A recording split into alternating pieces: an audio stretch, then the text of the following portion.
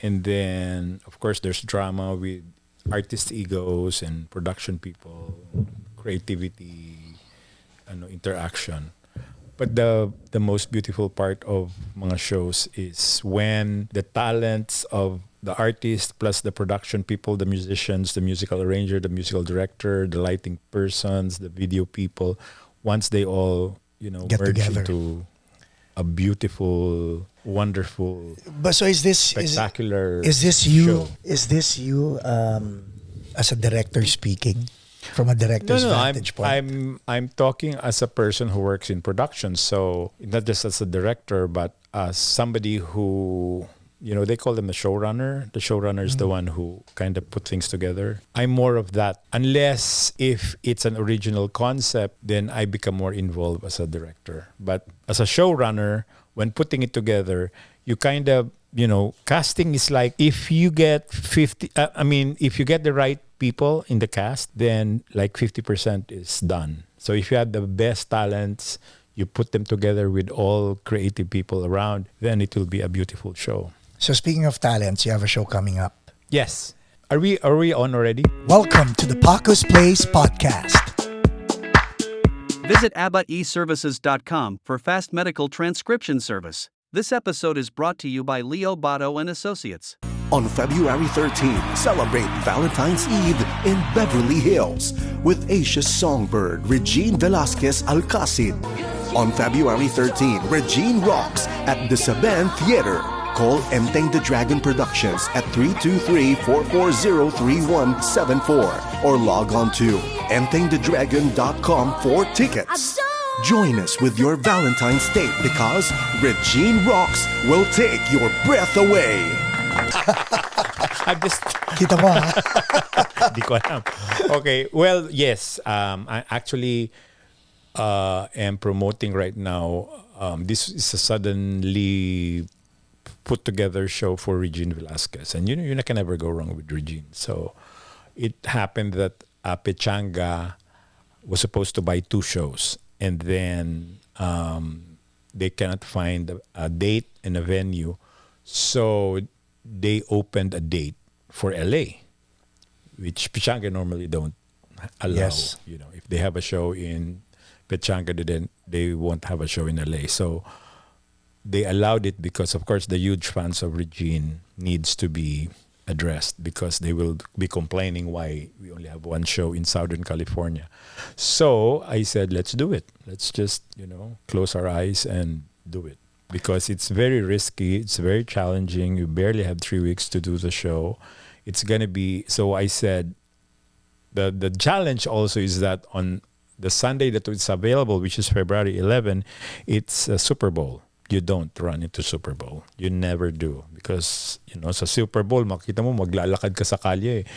Walang kotse, di ba? Ibig sabihin, it's traditional that you stay at home, you eat popcorn, you go. So, you even if it's a Regine Velasquez, I don't think you can run against it. So, the good part is we have Valentine's coming up. So, I said, why don't we do it Eve of Valentine? Hindi Valentine's kasi February 14, siyempre may mga plano na yan. But if we do it show it like a Valentine's Eve, then there's bigger chance that it will work. So 13. So it's the Valentine's Eve. On a weekday. So that is the big challenge on a big day. How strong... it's not really even just the draw of Regine, but, you have to have a lot of marketing elements to make it work. Because the most important thing is just let people know that Regine is there and it's a Valentine show, then, all of these positive things will come around and help the show become successful. I'm just praying because this is really a very challenging thing for me. And I like challenges. I've gone through a lot. So Wow. Okay.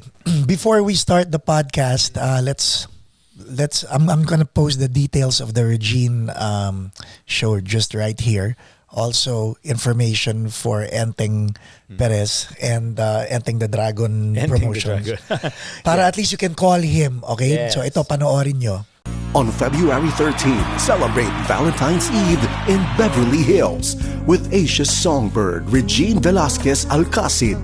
On February 13, Regine rocks at the Saban Theater. Call Enteng the Dragon Productions at 323-440-3174 or log on to entengthedragon.com for tickets.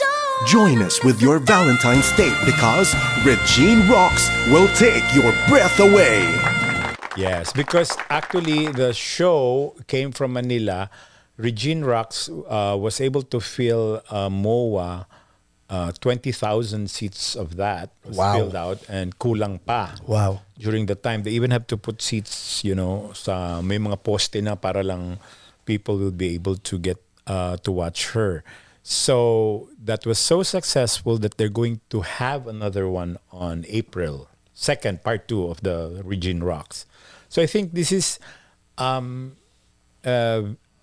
you may call this. It's a good thing for Regine because Regine already said that she was already on parang palabas na siya sa top position. Really? She actually admitted it. She said, my time has gone past. Napagod din, no?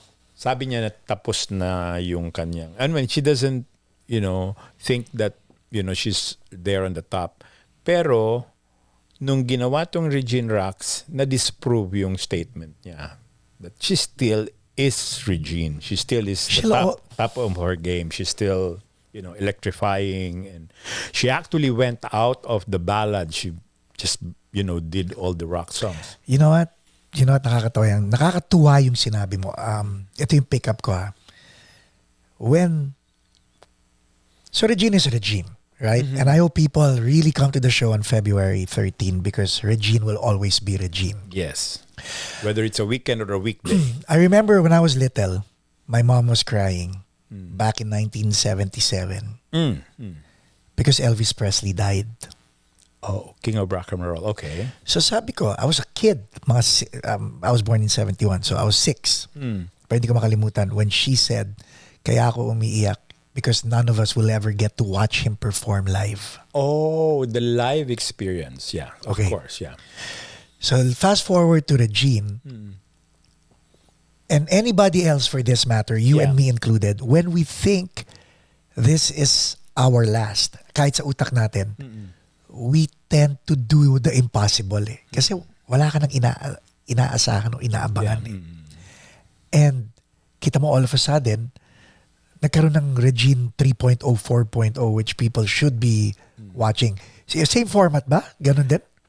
Well, this is a departure from the usual Regine. So right. Pero yung nangyari sa MOA, yun ang mangyayari rito, right? Same thing. Ooh. So the songs of Aerosmith, the songs grabe, di ba? Mga pop rock na bibiritin niya talaga. And this is like going to be, she really prepared for it. She prepared so much. Are you a Regine fan? I'm a Regine fan from the start.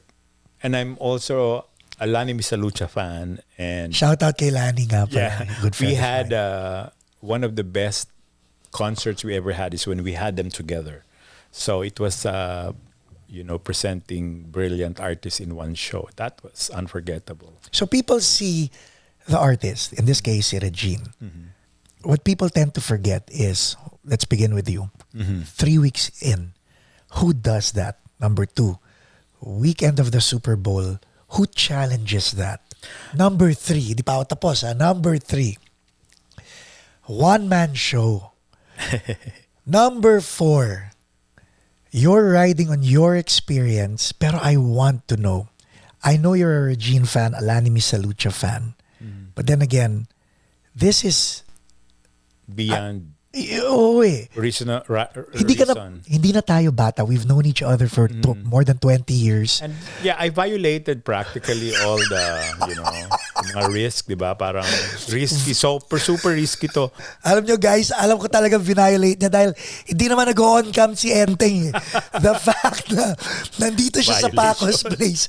Ibig sabihin may ginawa to out of the box eh. Also go. Yeah, it's the thing that pushed me to do it is the fact, number 1, of course, the fact that it was able to attract 20,000 people. That's big. And I've noticed that lately, in the past 2 years, I've seen whatever is strong in Manila is always strong in the US, which was never true before. Before, it was different, like the worlds of Philippine live music and US live music, Okay, Pinoy, iba. Parang nasa skill mo sa pag-promote. Hindi, ngayon, nakikita ko, whatever is happening in Manila that excites Manila will also excite the people. Of course, because of social media. There's an immediate, there's an immediacy of result. So in other words, parang ano mo yon, parang barometer mo yon. Barometer mo. Noon kasi, it doesn't mean that if it's strong in Manila, it's strong here. Like, let's say, the artist, kasi nga, walang news na masyadong mabilis. You know, it was like TV. So, naalala mo na yung conversation natin sa Dennis. Ganyan-ganyan ang sinabi mo sa akin noon. Kasi guys, kaming dalawa nung nagsisimula sa Amerika, siya ang una ko nilalapitan ko pwede dala ng intro voice dito. And that's what you said to me. Na, hindi porke sikat kayo sa Manila. Yes. Yeah, so now I'm trying. Naalala mo? Nababalidate ko na yung sinasabi ko ngayon. Yeah. It doesn't mean if you're strong, they're strong kayo dito. Kasi iba yung market dito noon. We have traditional media like TV and print. So you have to go through that, you know, make a lot of ingay sa ganung klase. Which means maghihingi ka ng pabor dito sa mga taong to. Ganyan. Pero dito, yung when we have Facebook, we have Instagram, we have YouTube, those are the traffic generators now for concerts.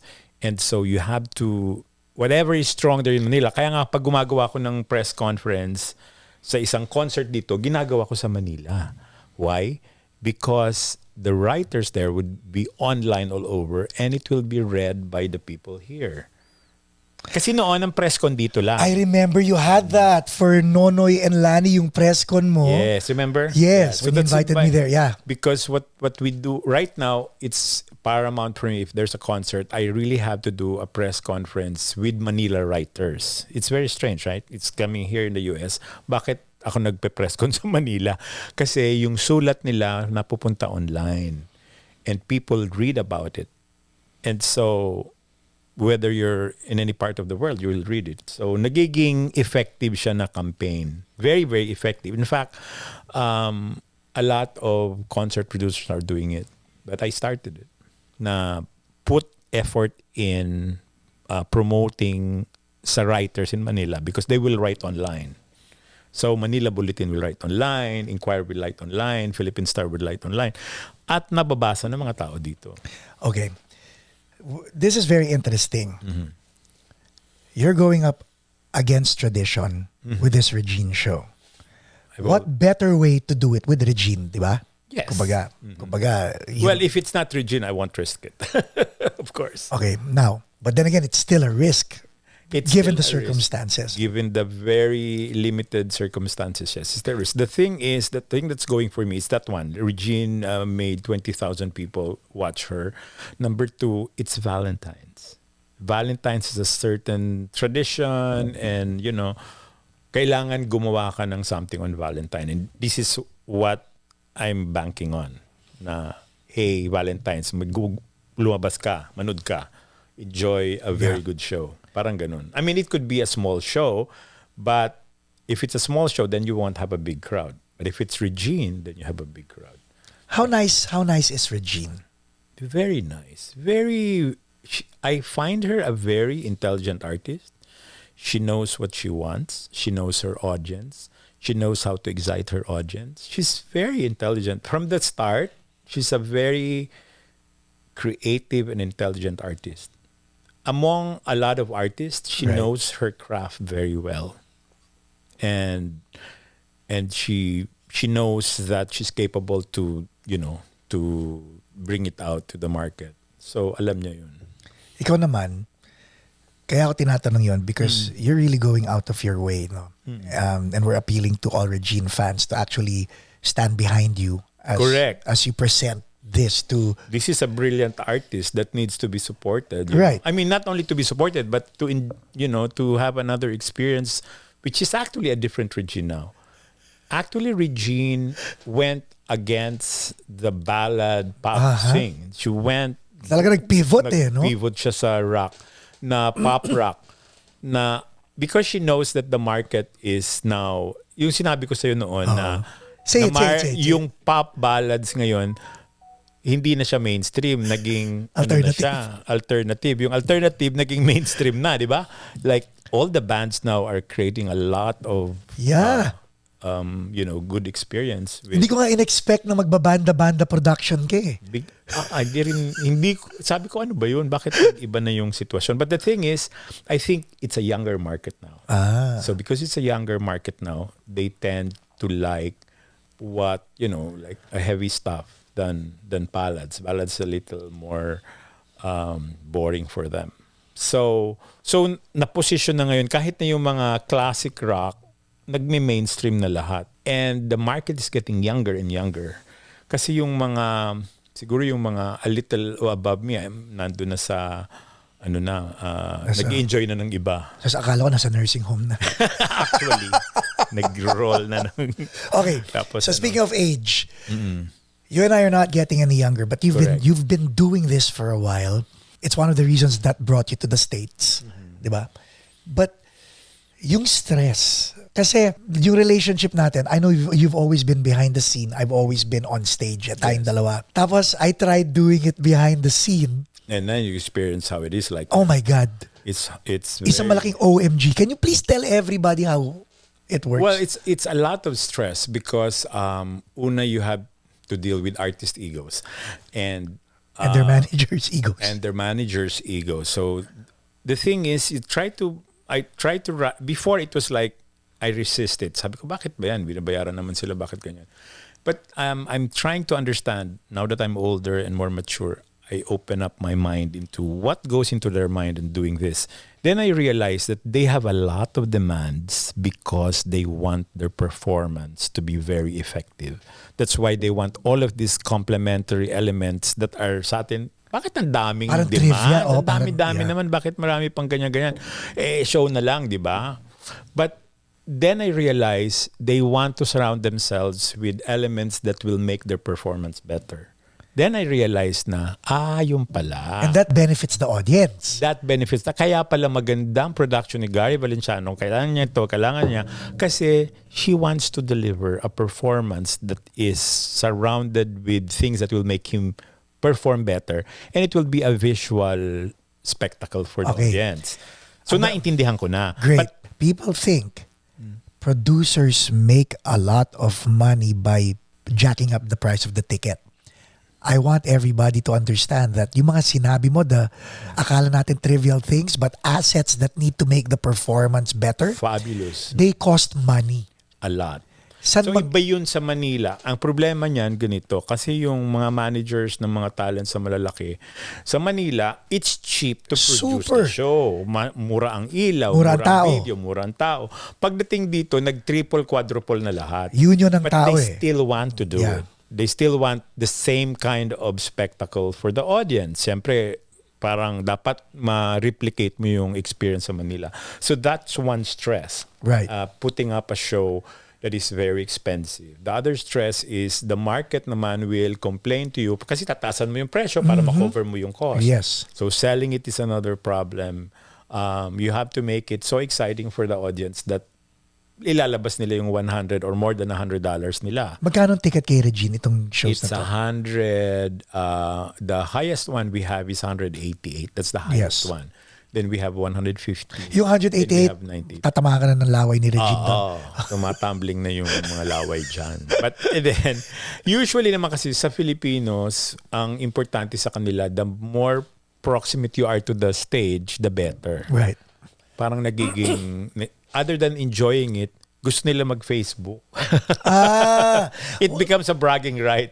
What's your take on that? Like I remember Lea Salonga complaining about that sa mga teatro, and I understand that. Well, sa audience naman on their end, they're paying extra money para may bragging rights sila sa social media, which wala namang problema doon because that's how social media is created, is for people to let people know that you're doing an experience that is different from normal. So, ang concert for them, they're not just enjoying the show, they're making people know that, I'm here. And O bragging rights nga, di ba? Bragging rights, Na parang ako nandito, ikaw wala. Ikaw wala. Oo. Parang, this is the kind of life that I have. But that is how social media created. It helps everybody. I mean, there's a bad side, there's a good side. But on my end, it helps us, charge a little higher dun sa, and then that helps us pay the talents, that help us pay, the difficult elements that are involved in the show. So, yun yung what is happening behind. Iba pa yung stress kasi sabay-sabayan eh. The art dapat very very organized ka. Otherwise, all of these things will happen on the same time, on a very limited time. The artists arrive, you put them in a hotel, you make sure that they get the transportation right, you make sure that the rehearsals are okay, and then you make sure that whatever they need is there. On top of that, you sell the show. Okay. So yon, ang stress na yun pag pinagsama-sama mo na yun, that's already the recipe for a heart attack. Ito pa, since sinabi mo recipe for a heart attack, one thing na notice ko sa'yo, you're very busy. You're a showrunner, okay? Yeah. Which means... I got that showrunner from, saan ba yan? Sa mga television shows in the US. But that's how I feel I am. You are. I am a showrunner. You are. So. Now,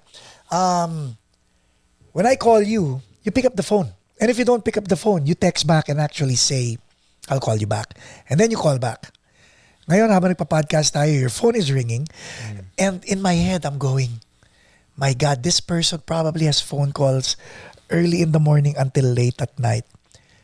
Does it ever stop? No. Kasi you have to talk to Manila in the early morning naman. And then in the daytime naman, you talk to I like to talk to ticket buyers. I like to talk to them because I'm able to understand what they want. So iba-ibang very diverse ang kanilang behavior, pero napipick up ko yung what they want. On February 13, celebrate Valentine's Eve in Beverly Hills with Asia's songbird Regine Velasquez Alcacid. On February 13, Regine rocks at the Saban Theater. Call Enteng the Dragon Productions at 323-440-3174 or log on to entengthedragon.com for tickets. Join us with your Valentine's date because Regine Rocks will take your breath away. That's what I want to service also. May mga strange mga strange request, pero I'm able to understand the market well. Speaking of strange requests, meet and greet. Yan ang problema lagi. I was gonna say, terror yan for promoters, for producers, even for artists. Lang sana, wag na. Kung pwede. But then... Sino ba nag-invento niyan? Social media. Okay. Yeah, because again, going back to bragging rights na malapit ka sa stage, mas doble yon pag kalapit mo yung artista. Parang nagiging... iba yon. It's like, having an experience with an artist na naging souvenir nila, right? That they really pay for that. It's other than bragging rights, I think it's also getting proximate to the artist. Parang nagkakaroon ka ng feeling na close kayo. Si Regine napaka-cowboy pagdating sa ganyan, no? Cowboy naman lahat sila. Marami naman ganun. Pero meron din iba, yung mga bago, hindi nila naintindihan. Like the new talents, they would, bakit kailangan? Well, the thing is, bakit kailangan? Hindi mo tinataasan ng kilay yan? Hindi naman. Kasi you can never always have taas kilay in this business. You have to be very magnanimous to everybody, from the buyers, to the artists, to the talent managers. Lahat yan dapat nakasmile ka lang. Kahit na gusto mo nang patayin sila. It's a very, it's a very... The end of the game is you want to have a very good show. Sa akin, I've been here for 25 years in this business. And tinatanong ko sarili ko, addict ba ako or what? Parang sasabihin ko na binugbog na ako in all that. Very ungrateful nga ang industriya sa'yo. Yeah. Very, very ungrateful. Although, for me, ever since I was a young kid, I've always wanted to do a show. Malit pa ako, nagsusulat na ako ng mga script. Gumagawa na ako ng mga parang production sa bata pa ako noon. What would your parents say? My mother is very much proud of of my production work because tinutulungan niya ako, but my father hates it. Wala raw Because he pera thinks, doon. Hindi lang yun, hindi niya naiintindihan. Sabi niya, ano ba yan? Dapat either maging abogado ka, maging pare ka, maging doktor ka, ano ba yun? What was your dad? Showbiz. Ano profession niya? He was, he works with government officials. Oh, there you go. And then, so, ang gusto niya sa akin is maging politiko. So, I took pre-law in Ateneo de Manila, hoping that I will go to UP for law. I mean, Ateneo, right? Yeah, Ateneo de Manila, I was a that's pre-law, okay. legal management. Nobody's perfect. Anyway. Oh, yeah. Tapos, Nasa lista eh. nasa lista ka. We're good Joke. friends. We're good friends. So, I wanted to make him happy. So, I took pre-law. Tapos, pagdating naman ng kale, nung pagkatapos ko na, sabi ko, nagawa ko na yung gusto ko. Gusto niya. Gusto niya. So, sabi ko, let me do naman something more creative because I've always been on a creative thing. So, I took marketing as a career. And so, I went to become the marketing director of Shakey's.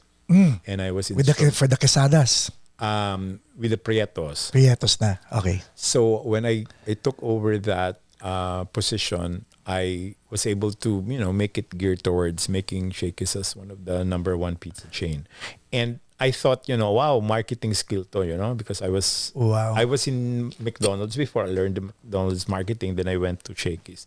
After Shakey's, I started Kailan to? Sorry, kailan to? 1998, mga ganon. Ikaw nagpatanggal ng mga banda. Ikaw nagpatanggal ng mga banda sa Shakey's, But no? remember, nung ninanggal namin yung Shakey's, bumuo kami ng another concept, which is just exactly that one, which is Cowboy Grill.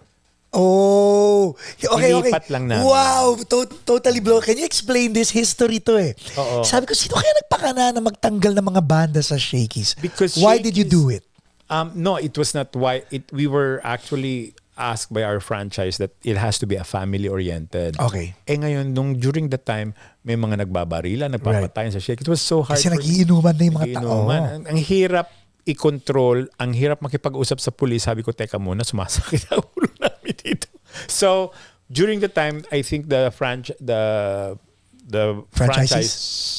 already told us to, make it go back to the basics. And so we went and got Apo hiking. And during the time, there was a Filipino thing going on. And so we pushed the Filipinos enjoying an American product. Pero kasi Cory time yun eh. Yeah. So that was the time when talagang nationalistic yung mga tao. So we went against the American thing and put the Filipinos enjoying an American product. And then, nilagay na namin doon sa Cowboy Grill. So ang Cowboy Grill sa mga Prieto rin yan? Yes, yeah. So okay. Ang ganda kasi ng concept ng Cowboy Grill. It's very masa. Yes. Naalala Whatever is Shakey's, banda, beer, nice-looking ladies, darts, ganun lahat. Pumunta doon sa Cowboy Grill. Nakakatuwa nga yung pangalan yan kung paano nagawa eh. O paano? I think one of the janitors gave that name. Seryo? And we thought, wow, that was a fantastic name. And we used that. And now it's still growing very strong. I'm very happy that it's still, buhay na buhay pa rin ang Cowboy Grill. So when you did marketing, what did your dad say? He was still bent on law. Sabi ko, pipila ako sa UP para ipasok kita. But during the time, I was enjoying already marketing also for Tamagotchi. I did also that. Right. Remember Tamagotchi? Yeah. Ilang beses namatay yung Tamagotchi mo? Hindi. Ilang beses kung kailangan buhayin. Yun, pinupull out namin sa shelves yun. We do parang A/B fake testing? Fake na na wala na, ubos na. And then lalabas namin kaagad. Oh my God. And I got Julina Magdangal to promote it. Para may something like, you make it like accessories. And it became a very big hit. Then I did Power Rangers. So I was doing a lot of marketing until I met Lani. Yun na yung pasok ko sa showbiz. Lani actually brought me in. Isn't it amazing, Enteng, na as a kid, you had this dream, you had this vision, you set it aside, pero decades later, babalik sa'yo. It will haunt you. Whatever is your purpose. Kaya minsan tinatanong ko, ano ba purpose ko? Ba't show ng show? Then I realized that I probably am doing shows continuously, non-stop. Even if I stop, it will come back to me. because there was a time that I said, no more shows, no more, stop na. I mean, this is too much. It's gonna kill me. But then it comes back. Why does it come back? Then I realized that the purpose of, I was trying to ask myself, ano yung purpose ng show? Hindi naman yan para magkapera ka o maging sikat ka. That's even not of what I was thinking. I've always think that I will always come up with a good show. Always. Every time I have, whether it's small, it's huge, it has to be a good show. And pag good show yan, then I feel that I'm validated. So, ano yung effect sa iba? Kasi syempre, you have to be, dapat merong something deeper than that when you ask yourself, right? Of your purpose. Sabi ko, ano bang service yan for people? Ang na-realize ko is that because you live a very toxic and a very difficult life, once you watch a show, your energy is lifted. Diba? True. Your spirit is lifted. You become happier. You become, for a moment or for an hour or for 2 hours, your soul gets a little higher. You make a leap of joy. So yun ang sabi ko, baka yun yata ang purpose ko. That I give a relief. Right. A little bit of paradise. Oh. Yan, a glimpse of paradise, a glimpse of joy, a glimpse of happiness for 2 hours. And then that is big. That's important. Yes. Because any kind of relief in a very difficult, chaotic world is good for the soul. It's good for the spirit. Yes. So yun ang naging sabi ko, ito pa siguro. Meron a little higher meaning. Pala ako paulit-ulit na nag-show. So addict ka nga. Addict. And especially when I get involved with something, I put a lot of things there. Like right now, I'm working with Matt Ranillo for Cristo. This is coming in on July. We're planning to do this show. Kasama si Dandin or just Matt? Yes, Dindin is directing the show, but I'm doing like a showrunner and I wanted to get crazy with all the things that will make that show a very good show. Because it's a dance drama. It's not a musical. So it's different from my thing. Pero anything, whether it's dance drama or what, I put a lot of, drama with it. Because when last time I did a musical with Pedro Calungsod, with priests, and I have like 300 people as cast. What? Ikaw nag-direct? I directed it and I became a showrunner and a director of a sort. Yes, they approached me and I said, I don't do that. I don't do a musical on a life of a saint. I mean, that has never been the thing that I do. But he said, no, you have to do it. So the priest asked me to do it. And we were able to raise a lot of money to help a lot of seminarians. And it was the most miraculous musical the most miraculous production I've ever done because I've really experienced spiritual support in that show. And nakapasok kami sa Pantages, imagine mo. Sino ba makapasok doon? On February 13, celebrate Valentine's Eve in Beverly Hills with Asia's songbird Regine Velasquez Alcacid. On February 13, Regine rocks at the Saban Theater. Call Enteng the Dragon Productions at 323-440-3174 or log on to entengthedragon.com for tickets. Join us with your Valentine's date because Regine Rocks will take your breath away. Yung pag sinabi nakapasok, alam mo na kung saan ako nabibilib sa iyo. Yung network mo, yung plethora of people, different demographics, lahat to hawak mo to eh. And when I observe you from afar, because we've worked together on some projects, kahit you remind me of the demeanor of the captain of the Titanic, yung Leonardo DiCaprio. Grabe naman. Because Masas magsising na, nagdoon pa. Paano mo nagagawa? How do you keep your head straight? Na kahit alam mong may problema, may apoy dito, your demeanor is like this eh. Para lang alam nyo guys, it's like, may apoy dyan, patayin natin. Ganun, di ba? Ganun ka eh. Saan galing yung Zen part na yun?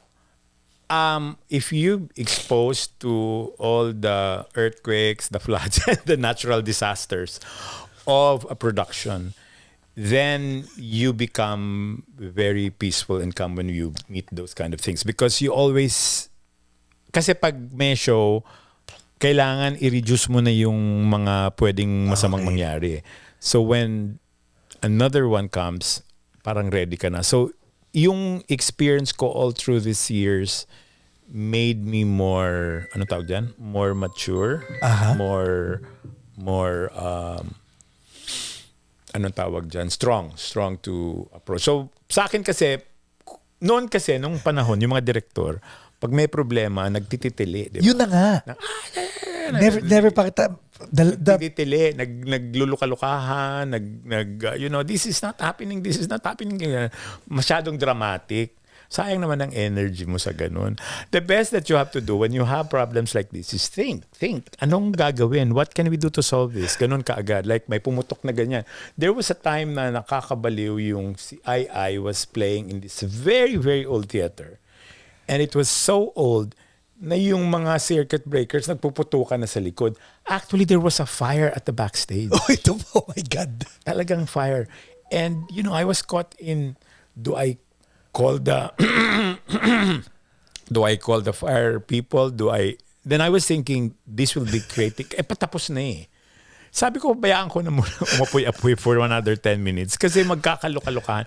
So, anybody would just be shrieking and screaming. But that was, yung talagang test of endurance ko sa ganyan. Na, nung nakita ko yun, ang immediate na tumawag ako nung stage manager, tinawagan ko yung theater custodian, I made it very peaceful because if I do go crazy, everybody will go crazy sa labas and magkakaroon ng injury and all that. Naisip ko na yun.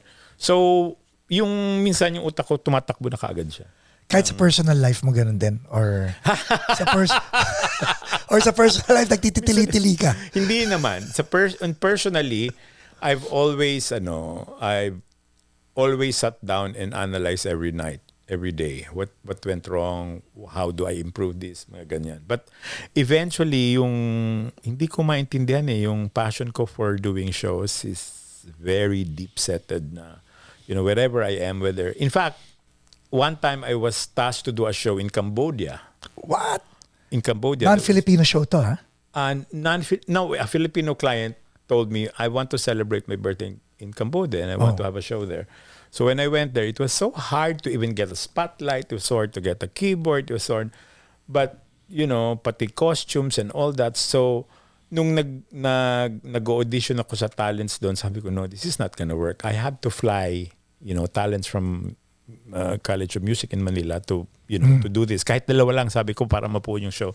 And it became a fantastic show. So mga ganyan. Naiisip mo talagang specific na College of Music, ibig sabihin sessionista, yes, namura, na pwedeng gawin. Diba? Pero magaling. Quality, cost-effective, opportunity. Yan. Mga ganyan, yung mga ganyang problema.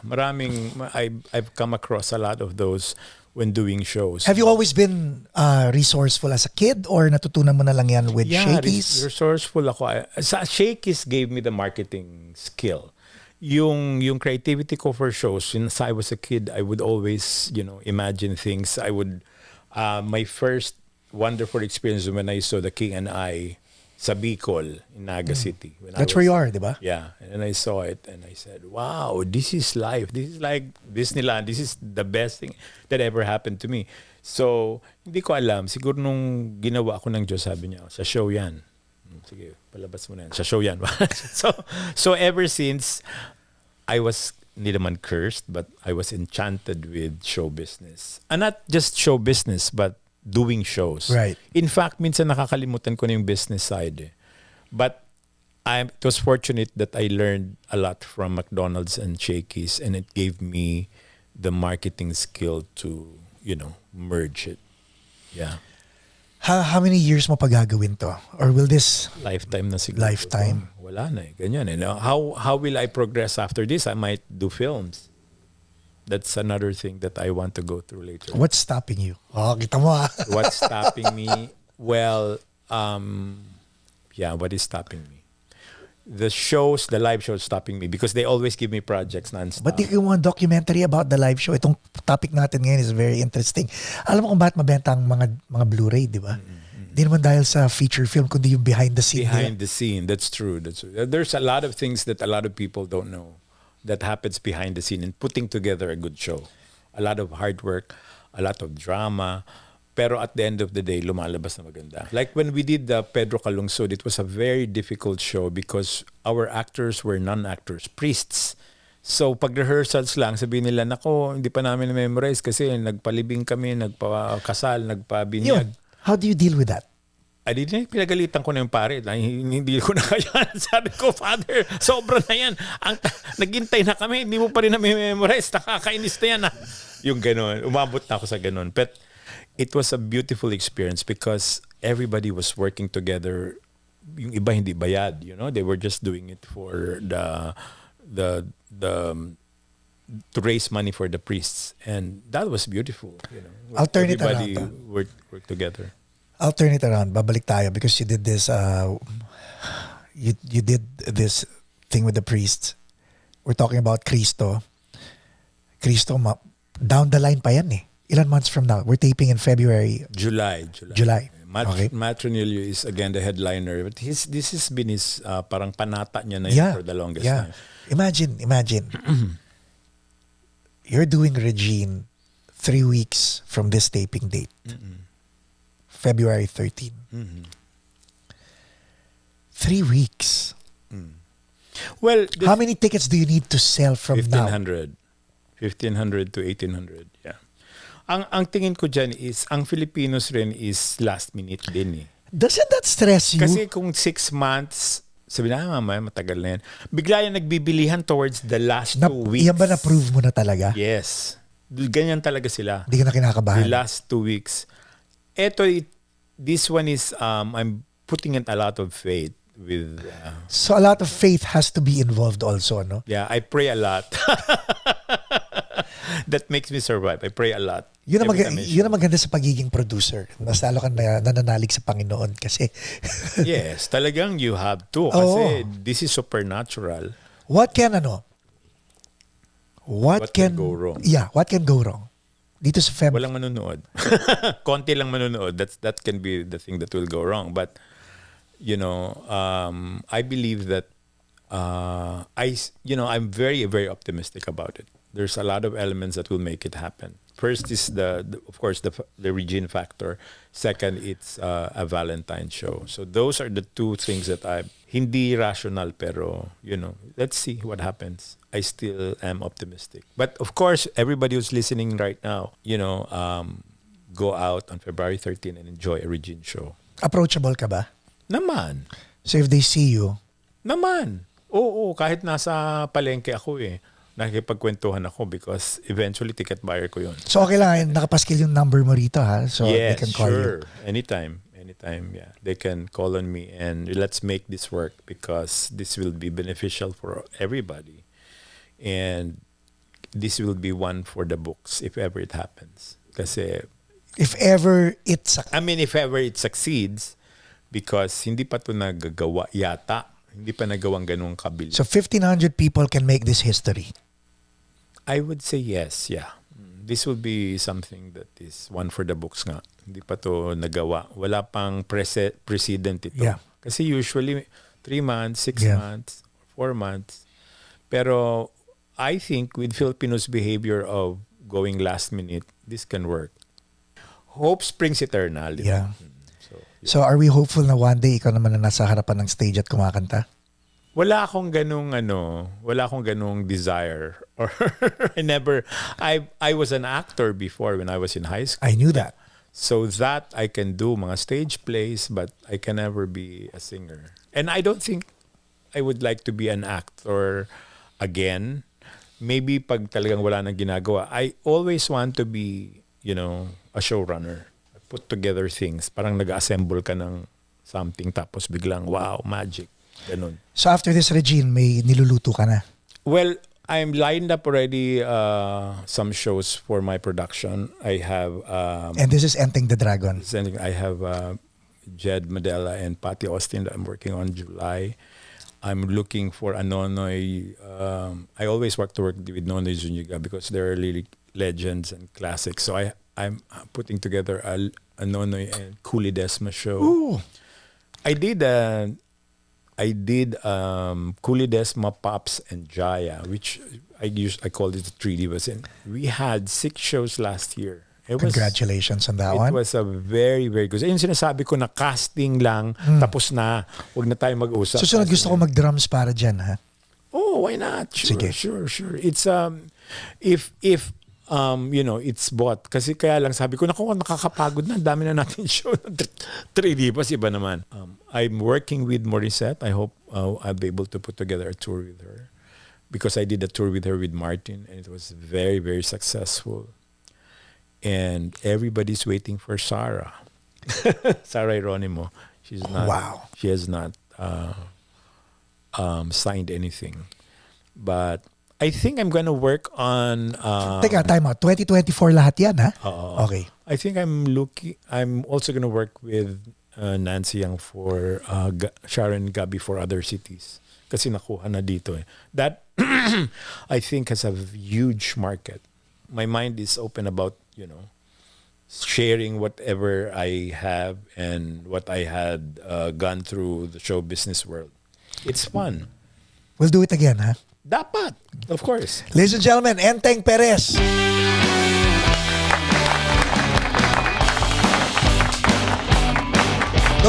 Don't forget to check the link in the description. Support Regine Rocks, February 13. Kita-kita tayong lahat. Details will be here. You can call him personally. Sure. I always do. Sumasagot yan. Actually, siguro dami nang tumatawag habang nagpa-podcast kami. So, we'll keep you informed. Don't forget to put it in the comments below.